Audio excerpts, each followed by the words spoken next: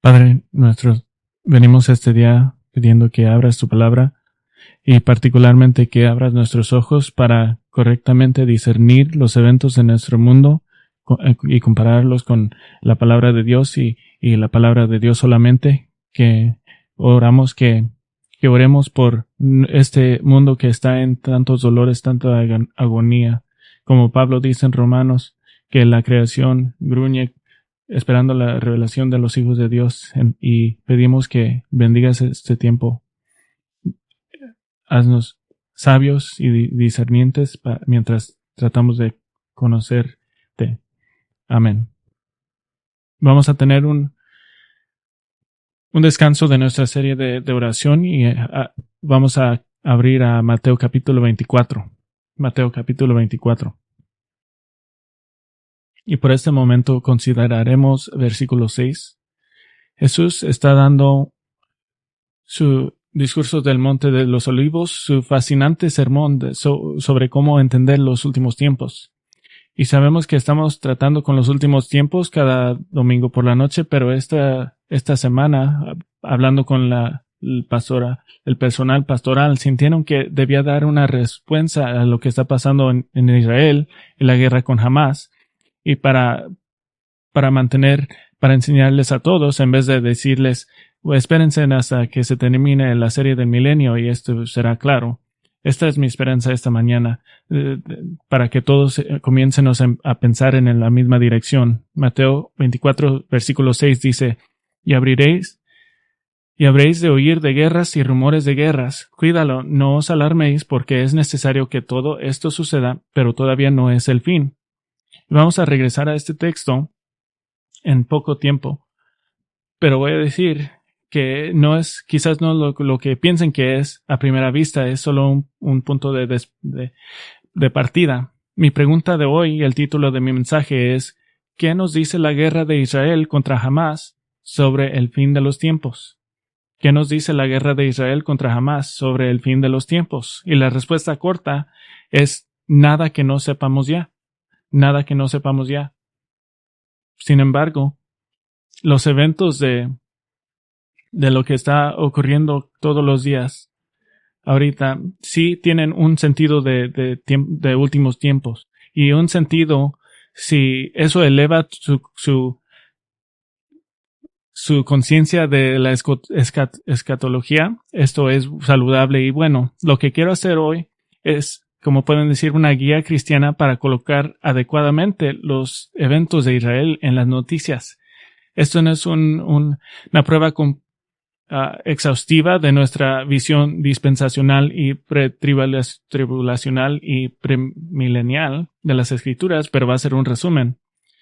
Podemos decir que estamos claramente en los últimos tiempos, que el regreso de Cristo está cerca.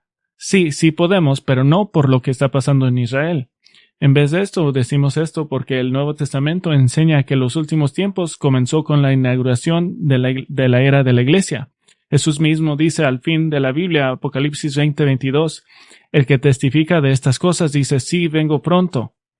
Y Juan dice, amén, ven Señor Jesús. Pronto a veces se traduce rápidamente, pero en realidad tiene la idea de cuando regrese va a ser repentino o inesperado.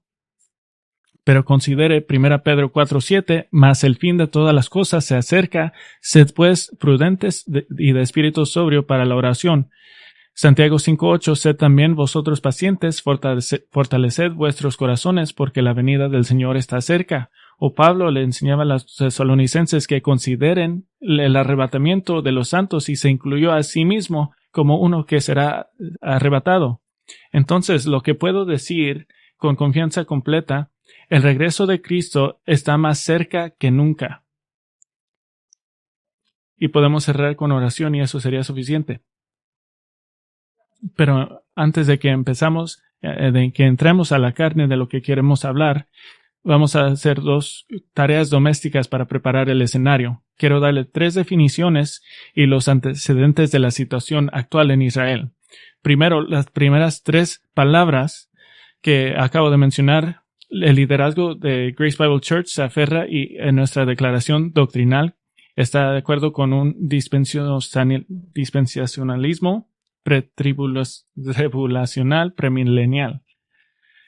Pretribulacional, ¿qué es esto? Esta es la visión que el arrebatamiento físico de la iglesia viviente sucederá antes de los 7 años de tribulación en la tierra, que es el tiempo del juicio de Dios hacia en las naciones. Tenemos una vista pretribulacional antes de la tribulación. Premilenial, y si vienen los domingos por la noche, estas son noticias viejas, pero dice que el regreso de Cristo sucederá antes de que empiece su reino en la tierra, que nuestro tiempo ahora no es el milenio y que durante este tiempo Israel como nación será restaurada como una nación que teme a Dios y adora al Mesías, o como dice Charles Spurgeon, no puedo imaginar un reino sin el rey presente. Y entonces somos premileniales. El milenial sucede cuando regresa Cristo. Y dispensacionalismo. Hay muchas versiones de esto, pero la división más básica implica 2 variables. Primero, una creencia de todas las escrituras se interpretan de la misma manera, que no hay un set de reglas para interpretar a la profecía y otras reglas para todas otras cosas. Todas las escrituras se interpretan igual. Esa es la primera variable. Y la segunda es una creencia de un Israel literalmente restaurado. Israel literalmente restaurado. Algunos continúan diciendo que el dispensacionalismo es nuevo. El más reciente es el Dr. Moeller, pero él dice que fue inventado con John Nelson Darby alrededor de 1825. Y este es un mito, y hablé de estos mitos en múltiples mensajes, pero este es un mito. Esa es la primera, esas las primeras definiciones. Segunda parte, quiero darles antecedentes de la situación, y no soy historio y no soy un experto político, pero quiero darles información sobre el masacre de octubre, del 7 de octubre y la guerra que ahora sigue contra Hamás. A partir de las 6:30 de la mañana del 7 de octubre, la barrera física en la franja de Gaza y el oeste de Israel fue traspasada por miles de combatientes armados de Hamás y comenzaron a masacrar a civiles israelíes. Otros llegaron en lanchas a motor a las playas y otros llegaron en parapentes para poder entrar más lejos. 1,400 israelíes fueron asesinados, y esto incluye mujeres que fueron violadas, niños, bebés que fueron decapacitados. Y muchos miembros de Hamás hablaban a su familia para decirles cuántas gente habían asesinado. 200 rehenes fueron tomados por Hamás y la mayoría de ellos están aún allí. Y varias docenas de americanos fueron asesinados en este ataque también. Miles de cohetes fueron disparadas hacia Israel. Y las fuerzas de defensa de Israel son de 100,000 soldados, pero han llamado a 300,000 reservistas. Y el 9 de octubre comenzaron a dispararse cohetes desde el Líbano hacia Israel, y anticipando las represalias de Israel. Ciudadanos palestinos trataron de irse de la franja de Gaza, pero los combatientes de Hamás los impedían o los obligaban que se quedaran para obligar a Israel a causar muertes civiles. La guerra continua y la estrategia de Israel no es de traer paz con Hamás, que han tratado de hacer en el pasado, pero ahora su estrategia es eliminar a Hamás de la existencia. Todos han escuchado las noticias que hasta en los Estados Unidos que Hamás precisamente representa con precisión la difícil situación del pueblo palestino, los árabes, y que Hamás representa el grupo étnico conocido como los palestinos. Estos son los antecedentes básicos. Con el tiempo que nos queda, quiero darle lo que se debe de hacer y lo que no se debe de hacer al comprender los acontecimientos actuales en Israel. La mayor parte será en lo que no debemos de hacer y luego lo que debemos hacer. Volveremos a Mateo 24 en un momento, pero este es un estudio y voy a hablar de varias escrituras, 5 cosas que no se deben de hacer para comprender los acontecimientos actuales en Israel. Primero, no dejen que los medios de comunicación determinen su teología. No dejen que los medios de comunicación determinen su teología.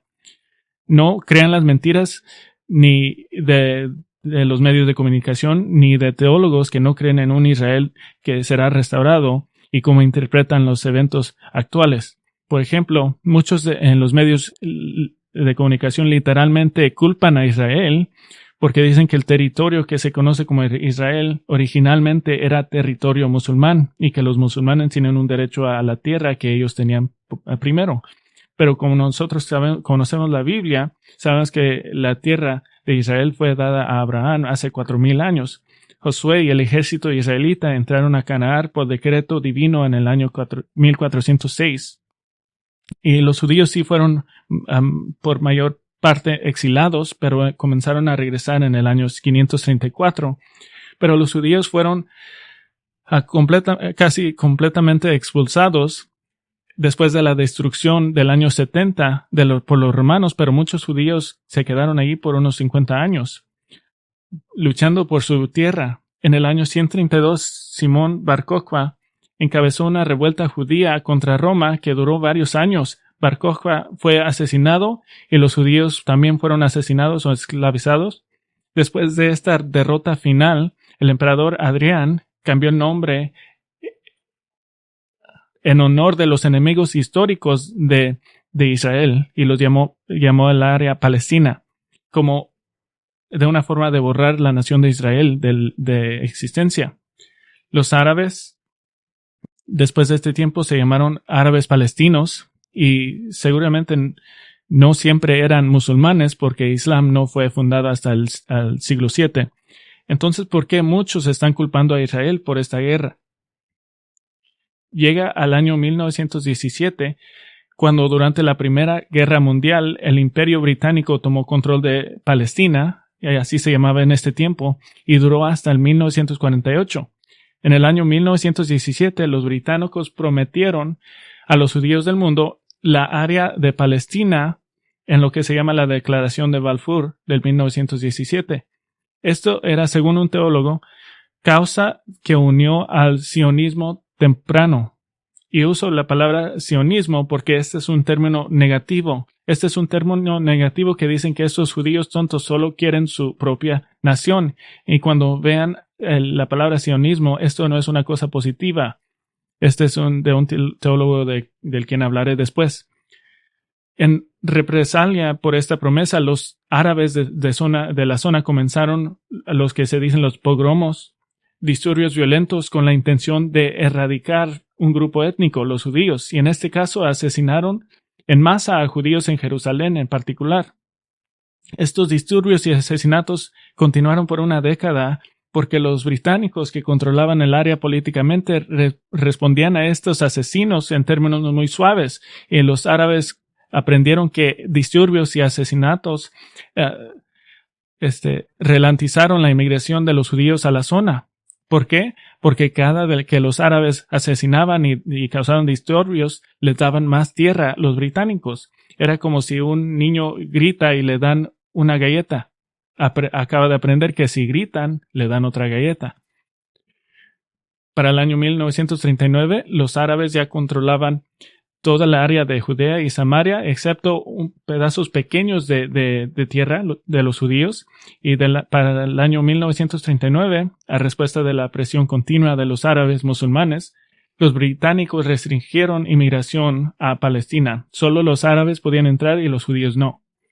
Muchos culpan a los británicos y la Declaración de Balfour por establecer ahora lo que ya es 100 años de conflicto, pero la culpa generalmente es hacia los judíos y por cómo se atreven a querer su propia nación.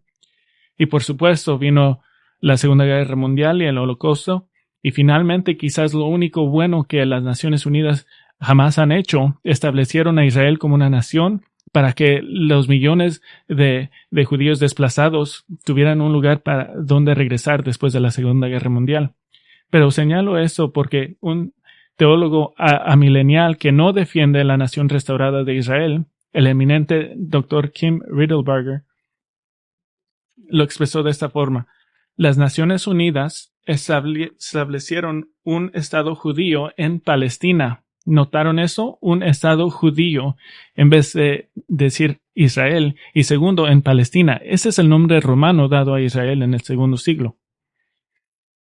Una palabra que ven a menudo es que Israel es un estado apartheid, que es decir, un estado que solo quiere deshacerse de los árabes o quiere ser completamente separado de los árabes. Que cuando Israel se formó oficialmente en los años 1940, que expulsaron a los árabes palestinos. Pero eso no es verdad. Los mismos documentos fundacionales de Israel invitaban a los árabes que se quedaran, y irónicamente, incluso en medio de una guerra continua con las naciones árabes, la Declaración de Israel dice esto: hacemos un llamamiento en medio del ataque lanzado contra nosotros desde hace meses a los habitantes árabes del Estado de Israel para que preserven la paz y participen en la construcción del Estado sobre la base de una ciudadanía plena e igualitaria y de la debida representación en todas sus instituciones y provisionales y permanentes. Es una invitación para quedarse en paz. Durante la guerra del 47-48, los líderes árabes dijeron a las familias árabes que los judíos iban a venir para matarlos y tenían que irse. Y entre 300,000 árabes abandonaron sus casas y ni estaban cercas a la guerra. Nadie les pidió que se fuera, los israelitas no les pidieron que se fueran, pero después de que se fueron, los árabes gritaron mal y dijeron que Israel estaba expulsando a los árabes.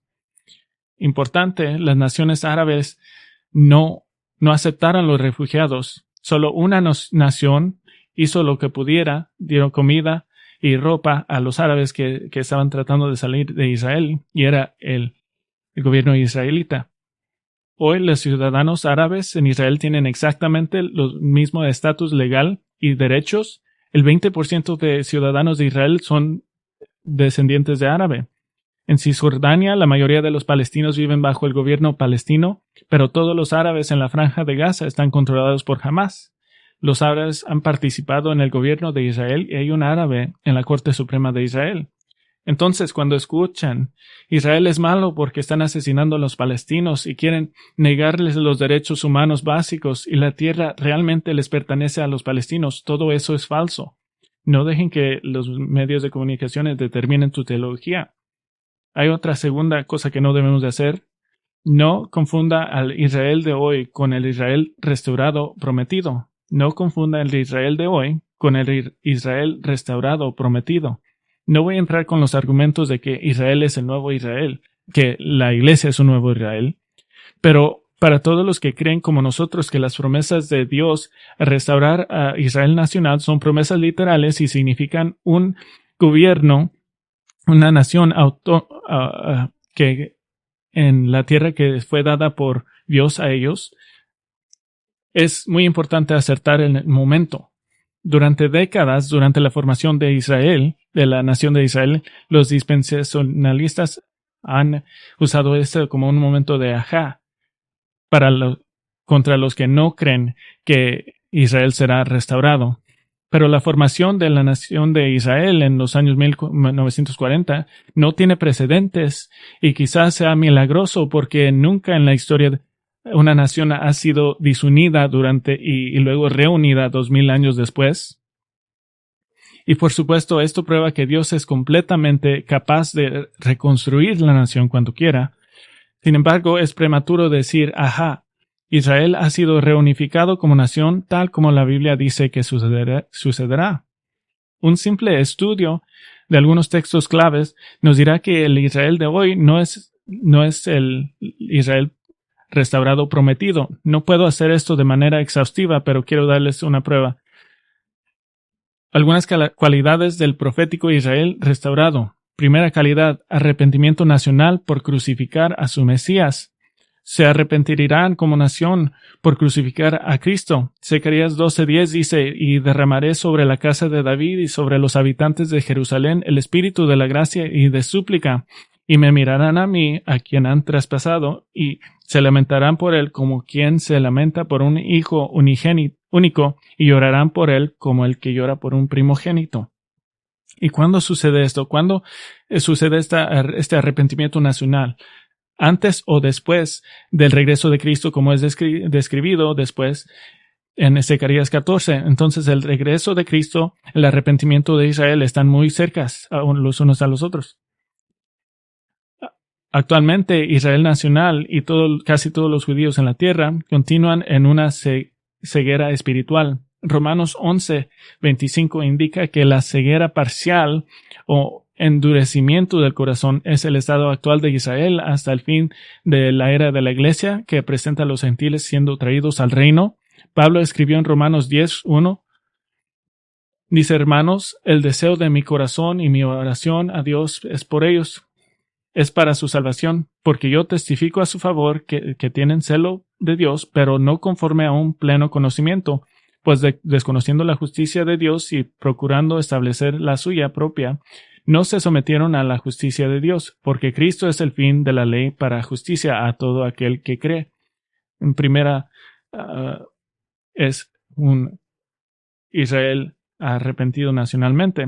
Otra es Jerusalén es físicamente el punto más alto de la tierra. Jerusalén será físicamente el punto más alto de la tierra. Isaías 2:2 dice, Jerusalén es la montaña más alta, se alzará sobre los collados. Miqueas 4:1 dice casi lo mismo, pero pueden decir eso es simbólico. La gran tribulación presentará cambios topológicos masivos en la tierra. Apocalipsis 16:20, y toda isla huyó y los montes no fueron hallados. ¿Qué queda? Jerusalén, la montaña más alta.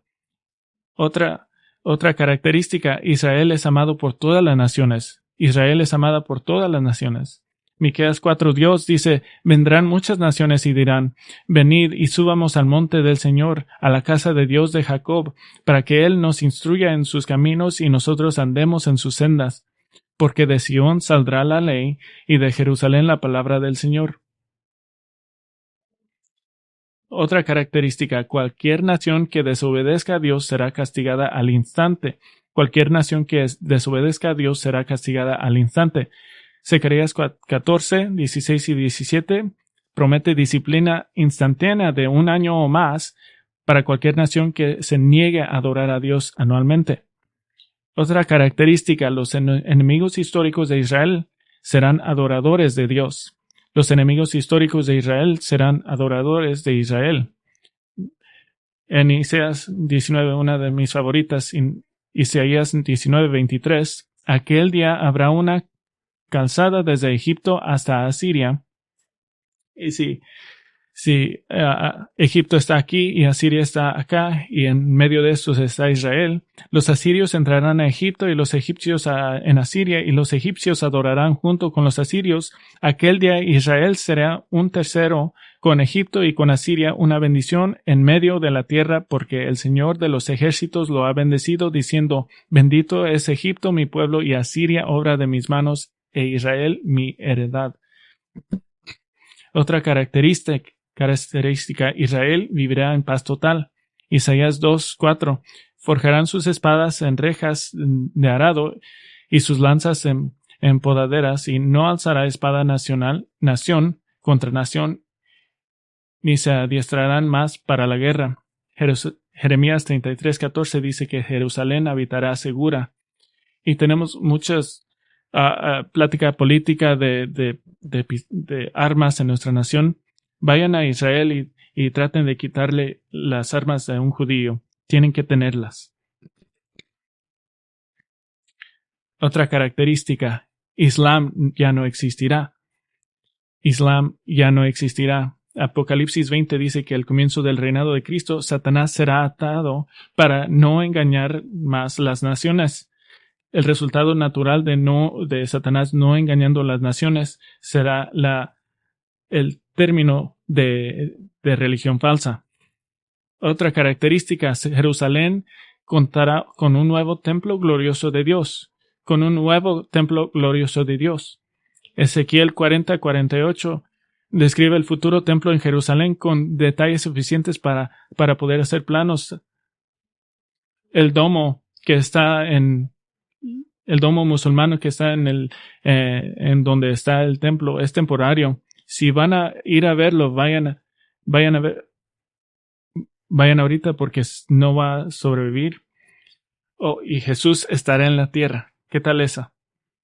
Esa es la primaria. Jesús estará en la tierra. Zacarías 14:9. Jesús es rey sobre la tierra. Jeremías 33:15. Jesús reina en la tierra. ¿Cómo sabemos que el Israel de hoy no es el Israel que es restaurado? Porque Jesús no está aquí.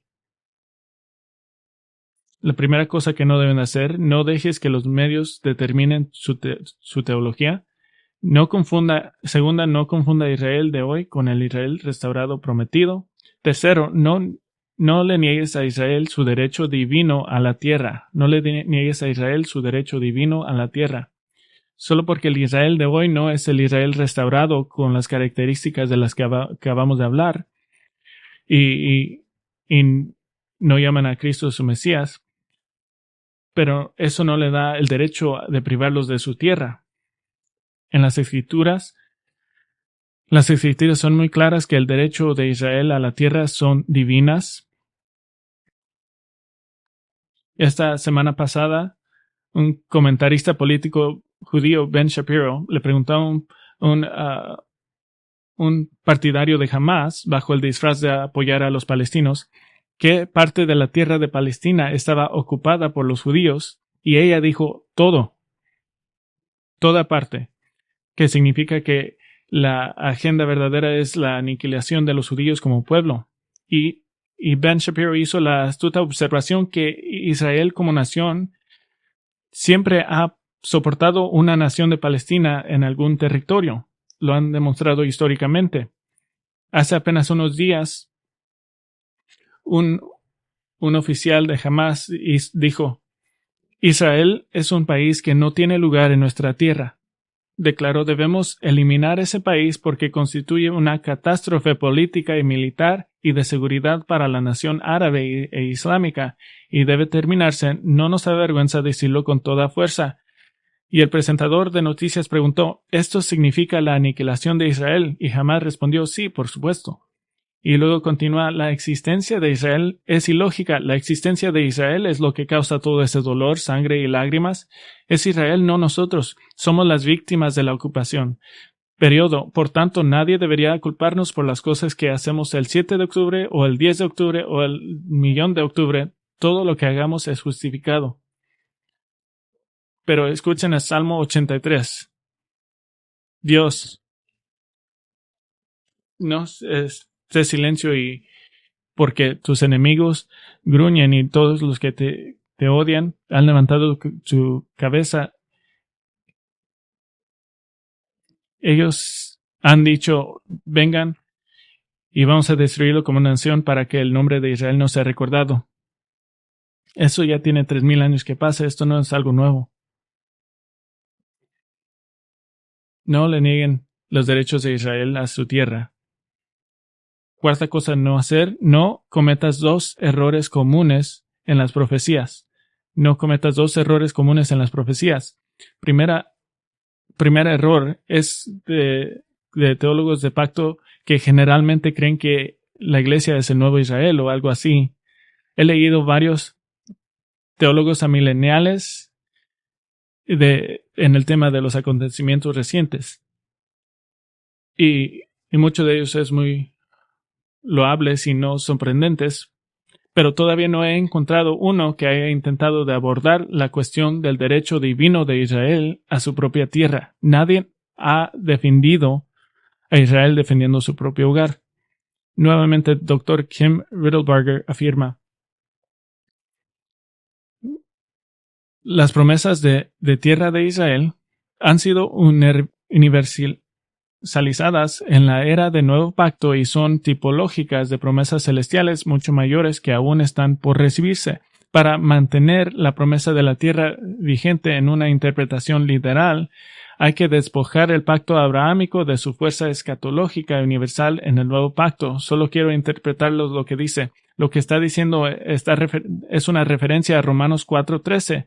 Esto es lo que dice en este versículo. Dice, porque la promesa de Abraham o a su descendencia de que él sería heredero del mundo no fue hecha por medio de la ley, sino por medio de la justicia de la fe. Todos los que creen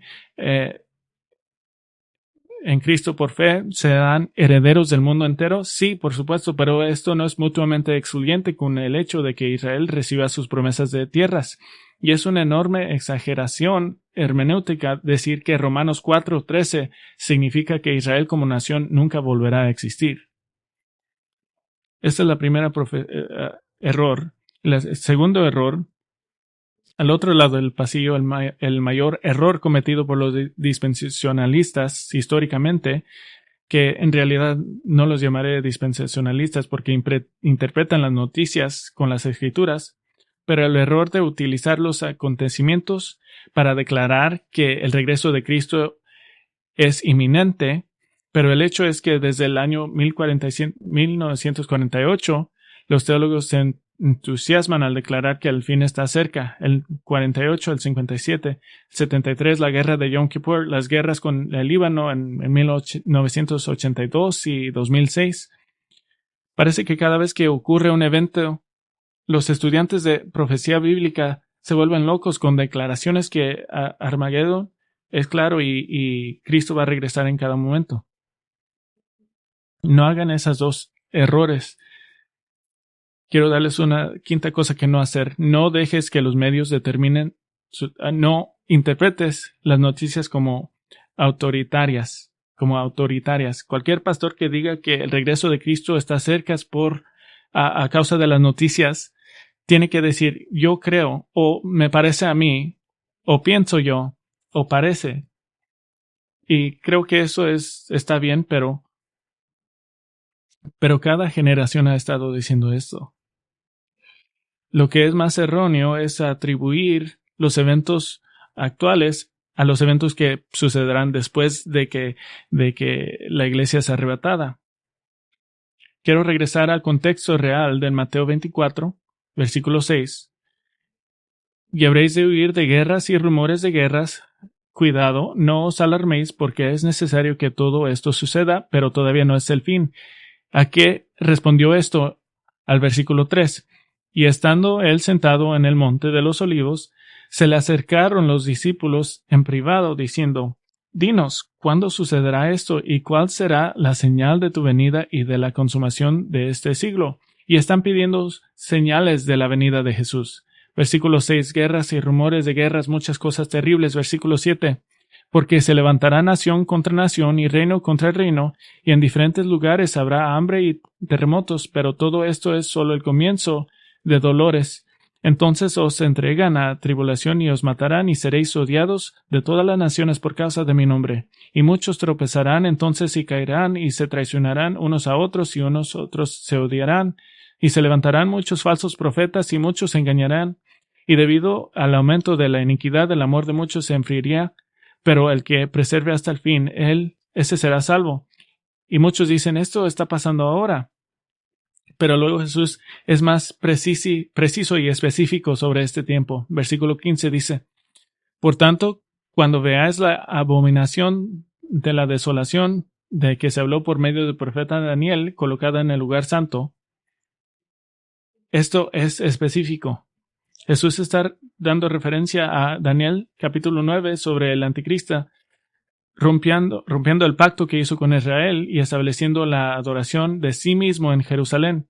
Y según Daniel 9, esto sucede en el punto medio de la tribulación y comienza lo que Jesús llama la gran tribulación, que así lo llama Jesús, los segundos 3 años y medio. Y dice Jesús, y entonces en ese día, ahora es tiempo de correr. Versículo 16, entonces los que estén en Judea huyan a los montes, el que esté en la azotea no baje a sacar las cosas de su casa. Y el que está en el campo no vuelva atrás a tomar su capa, pero hay de las que estén en cinta y de las que estén criando en aquellos días, orad que vuestra huida no sea en el invierno ni en el reposo, porque habrá entonces una gran tribulación tal como no ha acontecido desde el principio del mundo hasta ahora, ni acontecerá jamás.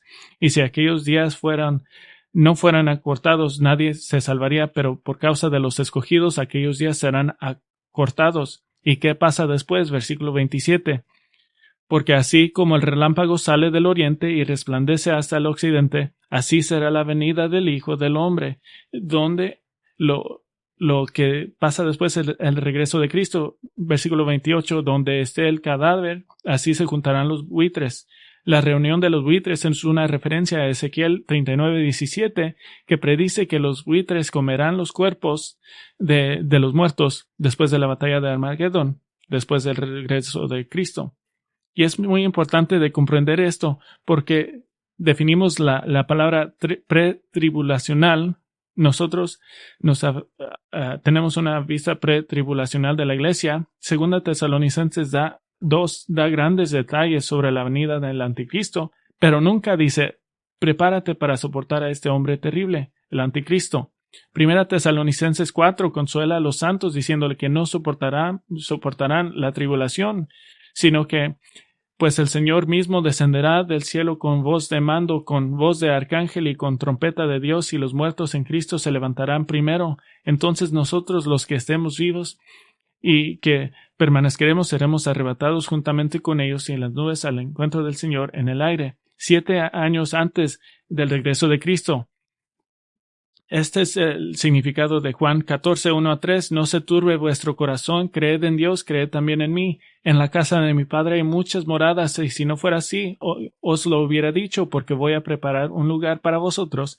Y si me voy a preparar un lugar para vosotros, vendré otra vez y os tomaré conmigo, para que donde yo estoy, ahí estéis también vosotros. Este es el arrebatamiento. También 1 Corintios 15, 51. He aquí os digo un misterio, no todos dormiremos, pero todos seremos transformados en un momento, en un abrir y cerrar de ojos, a la trompeta final, pues la trompeta sonará y los muertos resucitarán incorruptibles y nosotros seremos transformados, porque es necesario que esto corruptible se vista de incorrupción y este moral se vista de inmortalidad. Entonces, ¿cuáles señales debemos de buscar según este evento próximo de la historia? ¿Qué es lo que debemos de esperar? Nada. Los únicos que van a necesitar de comparar las noticias a Mateo 24 son los que son salvados durante la gran tribulación. Entonces es un error de comparar las noticias a Mateo 24, aunque sí hay similitudes. El 7 de abril de 1889, Charles Spurgeon predicó un sermón titulado Esperando la venida de Cristo y dijo, ¿cuándo vendrá? Esa es la pregunta de las preguntas. Él vendrá a su debido tiempo. Esto es exactamente lo que dijo Jesús mismo en Mateo 24:36, pero de aquel día y hora nadie sabe, ni siquiera los ángeles del cielo, ni el Hijo, sino solo el Padre. Entonces, esos son las 5 cosas que no debemos de hacer de comprender los acontecimientos en Israel. Y ahora les voy a hacer 5 cosas que deben de hacer. Primero, ama a Israel como nación escogida de Dios. Ama a Israel como nación escogida de Dios. Sí, como nación están bajo la disciplina divina de Dios, pero muchos judíos no salvos están orando a Yahweh pidiendo ayuda. No descartes eso, no descarten los comandantes de tanques orando con sus soldados por los salmos, pidiendo a Yahweh que defiendan su tierra. No sabemos cuántos están siendo traídos a arrepentimiento genuino. La Biblia identifica a los temerosos de Dios, aquellos que no han llegado hacia Cristo, pero tienen un respeto en cierto sentido de un conocimiento de que Yahweh es el único Dios verdadero, Cornelio y Lidia. Esto no los salva individualmente, aún deben de ser regenerados, mas sin embargo, Dios en su misericordia les ha dado una medida de gracia para buscarlo en algún nivel, y no hay tiempo para explorar esto, pero estoy haciendo la observación que nunca hay un llamado de ser feliz o de gloriarse por la ceguera espiritual de Israel. Y nunca decimos en ningún sentido, bueno, se lo merecían. En vez de esto, nos unimos a Pablo con el dolor por el sufrimiento y la ceguera espiritual de Israel. En Romanos 9, digo la verdad en Cristo, no miento, dando testimonio de mi conciencia en el Espíritu Santo, de que tengo gran tristeza y continuo dolor en mi corazón, porque desearía yo mismo ser anátema, separado de Cristo por amor a mis hermanos, mis parientes según la carne. Pablo acaba de decir, si yo puedo perder mi salvación para salvar a Israel, lo haría. Segunda cosa de hacer. Espera ansiosamente el arrebatamiento y el regreso de Cristo. Espera ansiosamente el arrebatamiento y el regreso de Cristo. Este tema está en varios lugares del Nuevo Testamento. Romanos 8:23, y no solo eso, sino que también nosotros mismos que tenemos las primicias del Espíritu, aún nosotros mismos gemimos en nuestro interior, aguardando ansiosamente la adopción como hijos, la redención de nuestro cuerpo. Romanos 8:25, pero si esperamos lo que no vemos, con paciencia lo aguardamos. 1 Corintios 1:7, de manera de que nada os falta en ningún don, esperando ansiosamente la revelación de nuestro Señor Jesucristo. Galatas 5:5, esperando por la fe la esperanza de justicia. Filipenses 3:20, porque también nuestra ciudadanía está en los cielos, donde también ansiosamente esperamos a un Salvador, el Señor Jesucristo. Y Hebreos 9:28, así también Cristo, habiendo sido ofrecido de una vez para llevar los pecados de muchos, aparecerá por segunda vez sin relación con el pecado para salvación de los que ansiosamente le esperan. Eso hace que las noticias sean más fáciles de soportar cuando miramos para arriba, buscamos a Cristo. Tercera cosa que hacer, sufre en obediencia. Y creo que es muy interesante, el libro de 1 Pedro es básicamente una guía de cómo sufrir durante los últimos tiempos. Cómo sufrir durante los últimos tiempos, recordando que los últimos tiempos empezó con la inauguración de la era de la Iglesia. Y uno de los enfoques más grandes que tenemos en 1 Pedro es de cómo sufrir durante los últimos tiempos, es cómo tratar con problemas de relaciones. Y los problemas de relaciones pueden ser parte de sufrir. Déjame darle un resumen. La relación con la propia santificación. 1 Pedro 2:1. Por tanto, desechando toda malicia y todo engaño y hipocresías, envidias y toda difamación, desead como niños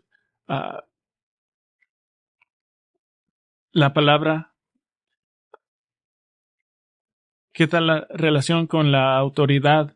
1 Pedro 2:13, someteos por causa del Señor a toda institución humana, ya sea al rey como autoridad. Después, en 4 versículos después, honrad a todos, amad a los hermanos, temed a Dios, honrad al rey.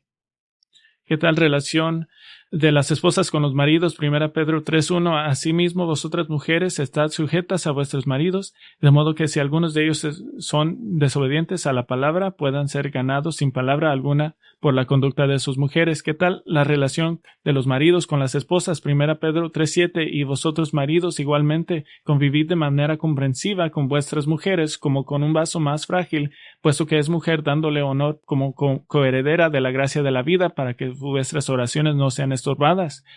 ¿Qué tal nuestra relación con los incrédulos? 1 Pedro 3:15, sino santificad a Cristo como Señor en vuestros corazones, estando siempre preparados para presentar defensa ante todo el que os demande razón de la esperanza que hay en vosotros, pero hacedlo con mansedumbre y reverencia. Y su relación con la iglesia local, 1 Pedro 4:8, sobre todo, sed fervientes en vuestro amor los unos por los otros, pues el amor cubre multitud de pecados. Sed hospitalarios a unos con los otros sin murmuraciones, según ¿qué tal la relación de los pastores con miembros de la iglesia? 1 Pedro 5:2, pastoread el rebaño de Dios entre vosotros, velando por él no por obligación, sino voluntariamente. ¿Qué tal relación de los miembros con la iglesia de los pastores? Primera Pedro 5:5, asimismo vosotros los más jóvenes estad sujetos a sus mayores y todos revestidos de humildad con vuestro trato mutuo, porque Dios resiste a los soberbios, pero da gracia a los humildes. Todo esto es en el contexto de vivir como si este es el último día. Ese es el contexto, Primera Pedro 1:6, en lo cual os regocijáis grandemente, aunque ahora por un poco de tiempo, así es necesario, seáis afligido con diversas pruebas, para que la prueba de vuestra fe, más preciosa que el oro que perece, aunque probado por fuego, sea hallada que resulta en alabanza, gloria y honor en la revelación de Jesucristo. ¿Comprenden qué profundo es esto? Si preguntan la pregunta, parece que los últimos tiempos, ¿qué es lo que debo de hacer? Esposa, amad sus esposos. Esta guerra puede llegar a nuestra nación. Esposas, sométense a sus esposos. Oh, pero la noticia es tan terrible. ¿Qué es lo que tengo que hacer? Pastores, pastorean los miembros, y miembros obedezcan a sus líderes. Eso nos trae confort, esa alegría. No tienes que hacer nada excepto obedecer al Señor. ¿Por qué es esto, como dice Pedro, que deben de vivir en los últimos tiempos? Porque cuando Cristo regresa, no deben de ser desobedientes. ¿Quieres ser encontrado en humilde obediencia? Y otro punto, y voy a tomar uno de los puntos previos y quiero seguir en eso. Sean miembros obedientes de la iglesia. Sean miembros obedientes de la iglesia. Hay unos que escuchen que actualmente se encuentran bajo la disciplina de la iglesia, y en mis conversaciones con cientos de pastores es raro que esa persona regrese y se arrepiente. Eso es raro. Pero cualquier tiempo que el fin de tiempos se mete a nuestras mentes, esto nos debe de motivarnos a humildad.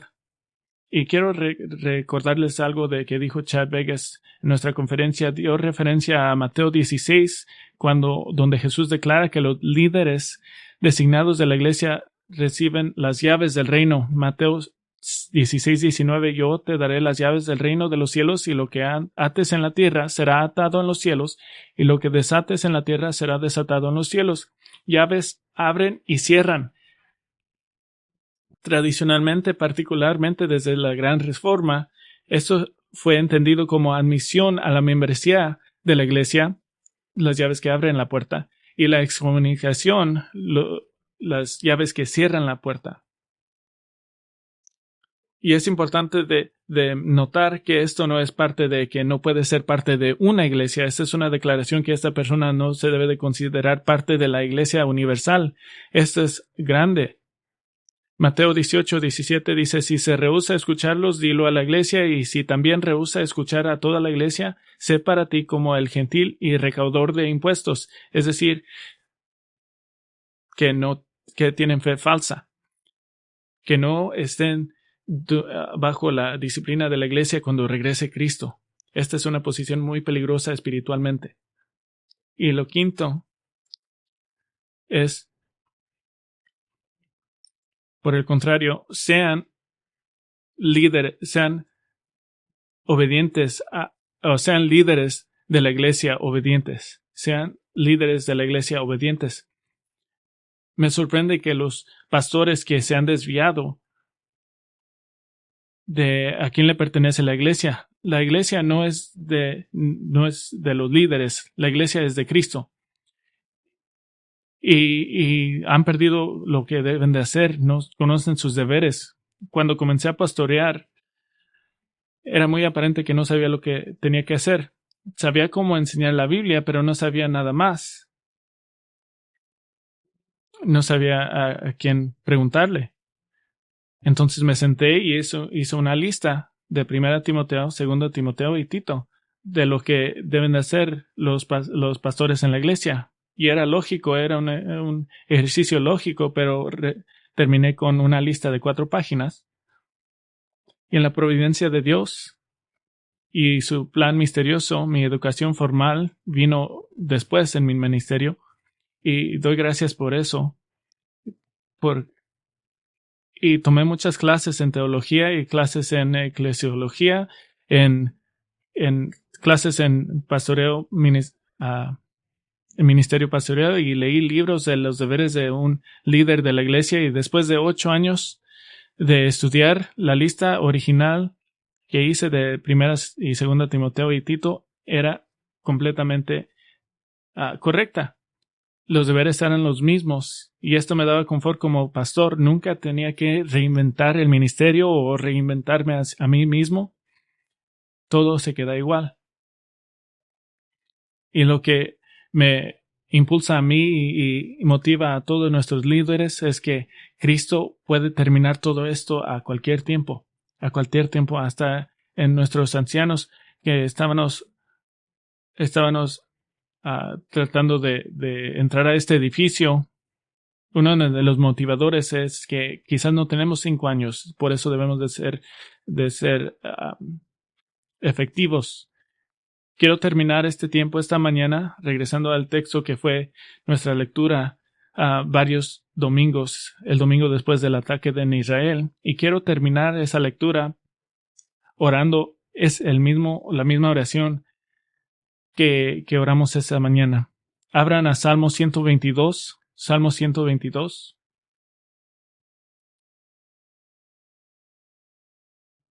y luego cerraremos en oración.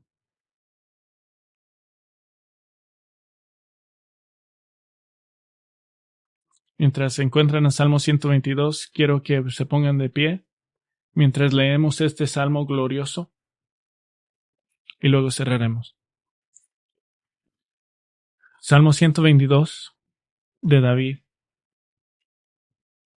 Yo me alegré cuando me dijeron, vamos a la casa del Señor. Plantados están nuestros pies dentro de tus puertas, oh Jerusalén. Jerusalén que está edificada como ciudad compacta, bien unida, a la cual suben los tribus del Señor, lo cual es ordenanza para Israel, para alabar el nombre del Señor. Porque allí se establecieron tronos de juicio, los tronos de la casa de David. Orad por la paz de Jerusalén. Sean prosperados los que te aman. Haya paz dentro de tus muros y prosperidad en tus palacios. Por amor de mis hermanos y de mis amigos diré ahora, sea la paz en ti.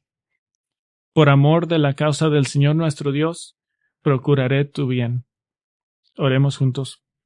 Nuestro Padre, escuchamos en este salmo de David su amor por Jerusalén como la ciudad central de Dios, la ciudad donde la casa de hogar era el centro de adoración, y somos mandados a orar por la paz de Jerusalén y buscar tranquilidad dentro de sus palacios. Y sabemos que el Israel de hoy rechaza a su Mesías, y que Zacarías 12:10 aún no se cumple. El derramamiento sobre los habitantes de Jerusalén del Espíritu de gracia y de súplica para mirar a aquel a quien traspasaron y arrepentirse ante su Mesías. Pero aún nos unimos con el profundo anhelo del apóstol Pablo cuando proclamó: porque desearía yo mismo ser anátema, separado de Cristo por amor a mis hermanos, mis parientes según la carne, que son israelitas, a quienes pertenece la adopción como hijos y la gloria y los pactos, la promulgación de la ley, el culto de las promesas. Y creemos Pablo cuando proclamó acerca de Israel que porque los dones del llamamiento de Dios son irrevocables, y aunque como nación Israel no se ha arrepentido, te rogamos que tengas misericordia de ellos, evítales más dolor, defiende la tierra dada a los descendientes de Abraham. Que el verdadero Rey de Israel llegue pronto y traiga paz, que el reino de Cristo venga y que tu voluntad sea hecha en la tierra como es hecha en el cielo. Que este tiempo del sufrimiento en Israel sea para la salvación de muchos que llegan al Mesías verdadero, Jesús de Nazaret. Y que nos lleves en seguridad a ese día, cuando las naciones fluyan hacia Jerusalén con alegría de corazón y conocimiento del Salvador. Y en su nombre oramos. Amén.